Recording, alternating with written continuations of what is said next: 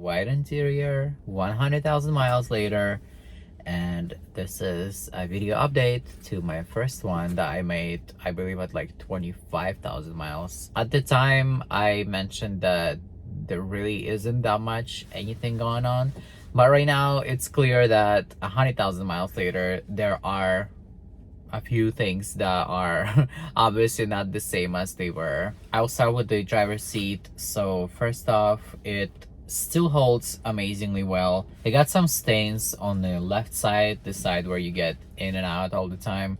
Got like few little marks. Those marks are barely visible, so I'm not really tripping about that. The biggest impact that the white seats have is the white mesh cover, which is probably made of cotton, and that one is obviously does not look white anymore. I do not clean them every day. I maybe clean them like once a week. When I made my first video, a lot of people were dragging me for not putting ceramic coating on my seats. Well, which I went on Amazon and I bought it and I put it on the seats. It probably lasted like 2 months at most and it was gone.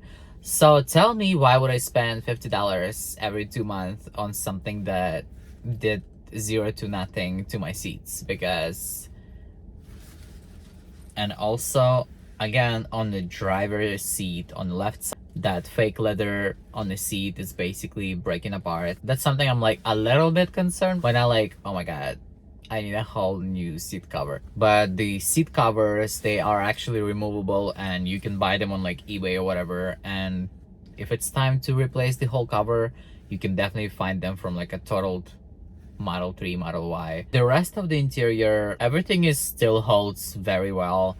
Besides the driver's left door, like the door handle, it basically got this fake leather just ripped in some places from me constantly opening and closing, and there is actually no way to really just change the handle. You will have to take the whole cover, which probably, I believe through Tesla, that whole cover, when I replaced it like years ago on the first car that I had, it was like $500.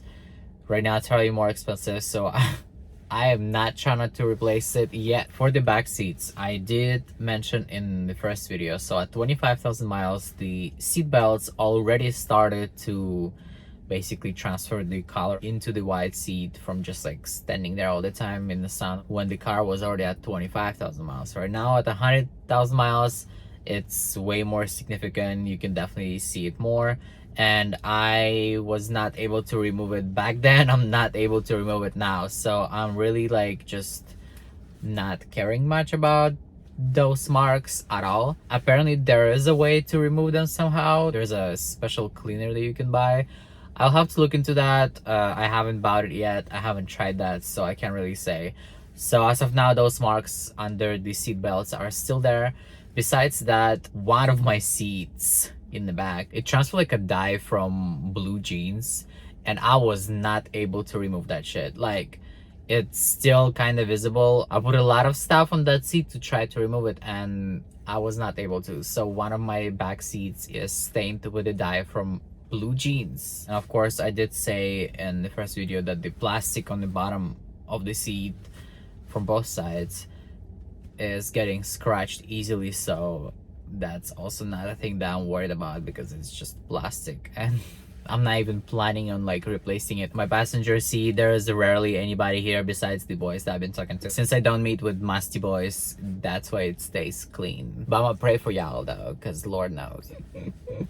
So yeah, would I go again for the white interior on my Cybertruck or whatever the next Tesla will trying to get? I feel like yes, but I know with like the Model S and X, it's like $2,000 extra, and that's the point when you're like, is it worth it? Is it worth $10,000?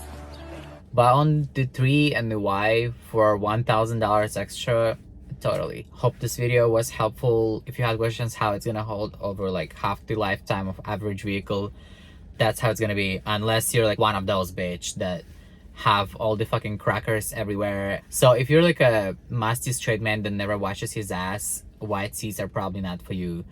But if you take care of yourself, your seats are probably just gonna be fine. Okay, so that's the conclusion for today's video. I hope it was helpful and I will see you in the next one.